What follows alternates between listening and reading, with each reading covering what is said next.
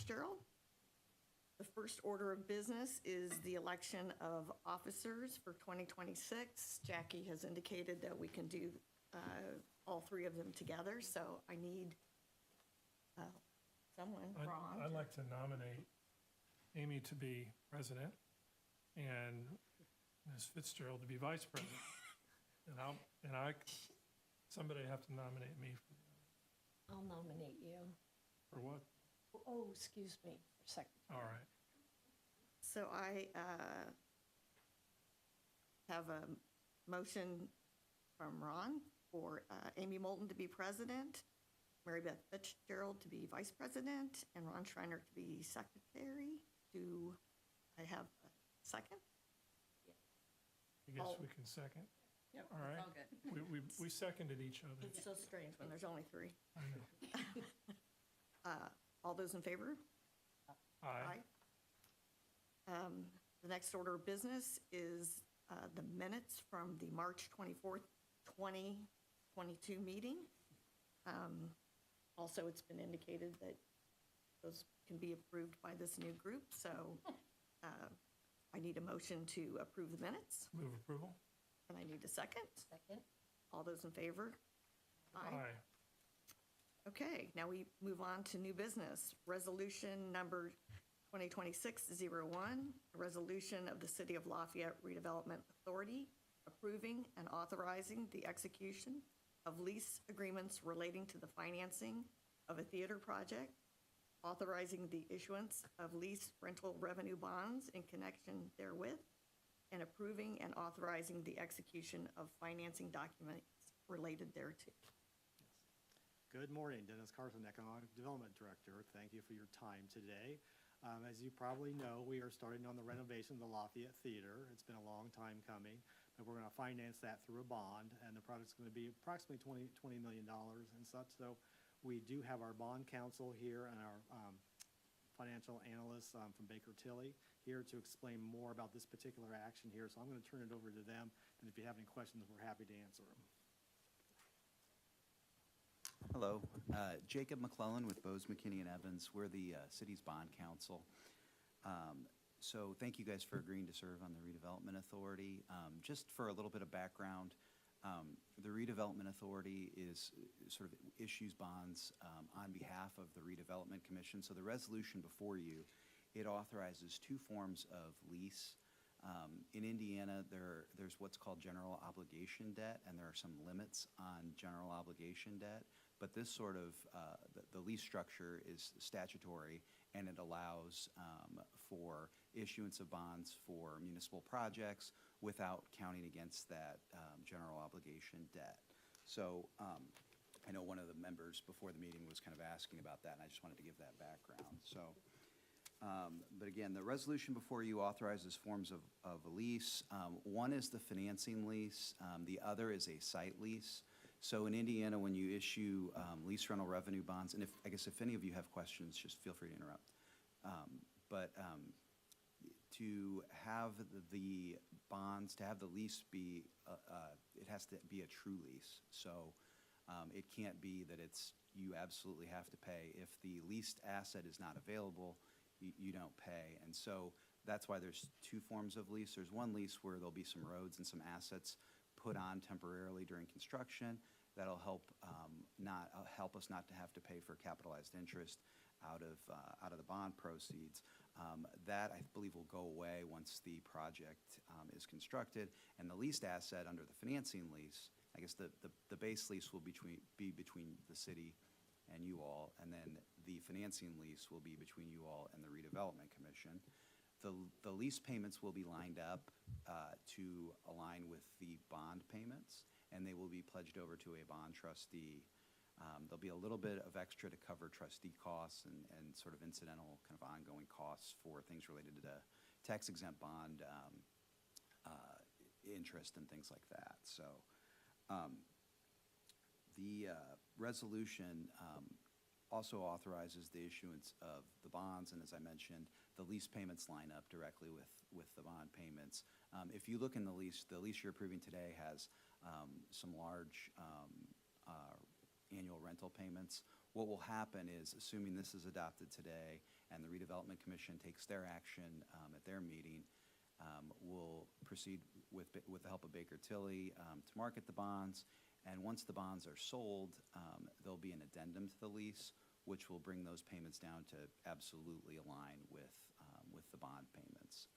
So as far as timing, assuming this is adopted today and the redevelopment commission takes their action at their meeting, we'll put out a notice.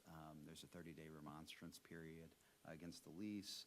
And we anticipate, based on our timetable, that we would have funds available toward late October. With that, I'd be happy to answer any questions. And I'll say, when we get closer to that October date, what will happen is once the bonds are priced, and that means they're sold, that means the rates and everything are locked in, we'll put together a package, and it will be of the bond documents. And the president and secretary will be the main signers for the redevelopment authority. And we'll get that to Jackie. And there's typically 2 weeks between pricing and closing, so there'll be some time to, whoever was the vice president is kind of getting off easy, I think. I don't have, Backfired on you, Ron. I overplayed. yeah, he Yeah, did. I yeah. thought he was, I think that's good. So there'll be 2 weeks between pricing and closing to gather signatures, and then when I say closing, that's when funds are available to the city. So with that, I'd be happy to answer any questions, and Baker Tilly, Greg's here to answer any kind of financial questions. So, Appreciate the information. Yep. And beforehand, I got a little history of way back state precedents and statutes that created this, so yeah, and just good to learn. Yeah, the lease structure lets you pledge different items to this. So this will be, I think I mentioned it, but if I didn't, it'll be payable from TIF with a property tax backup, but that's solely a backup for credit purposes. So it'll be payable from TIF.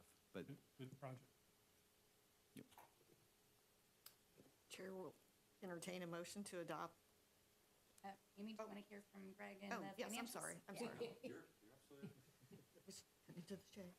No, thank you. I'll give you a brief overview. Again, Greg Balsano, Baker Tilly Municipal Advisor, serve as financial advisor here for the redevelopment department in the city. Just speak on a high level on the financials here.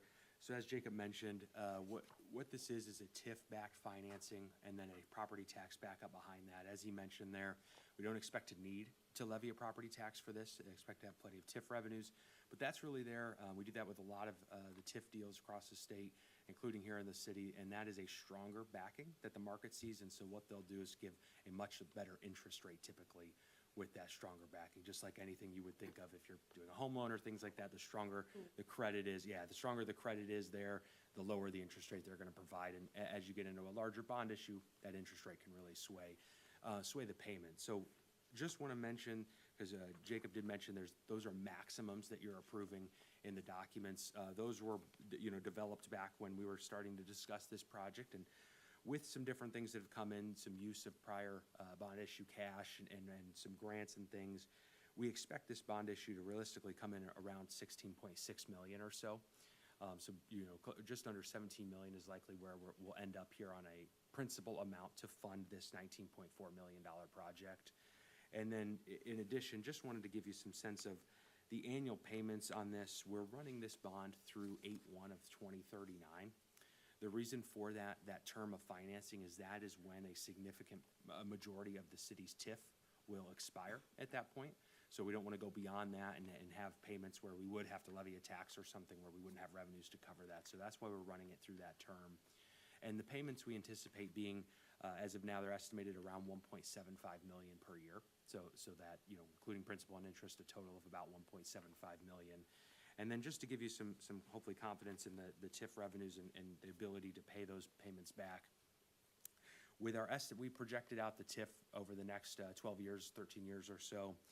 That in relation to your bond payments, so the payments that are being made from the consolidated TIF, you're still at about 220, 230% coverage. So what that means is there's enough revenues there to make 2.2, 2.3 times the debt that you're paying from this area, even with this obligation included.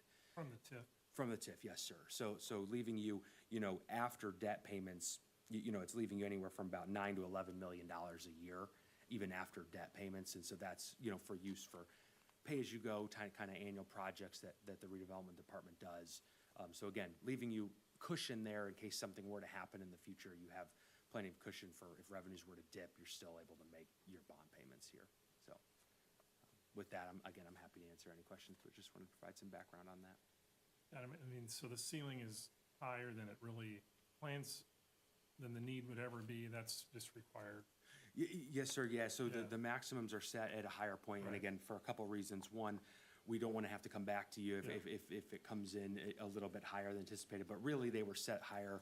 The main reason was back at that time, just the unknown of what the actual grant amounts were to come in at, what the actual cash available was to use. So we wanted to build in an amount that if it needed to fund the whole project with no other cash and things, we had that in there in case that happened. But again, as we sit here today with what we know, we're anticipating around $17 million bond issuance, so. Thanks. Yeah, absolutely.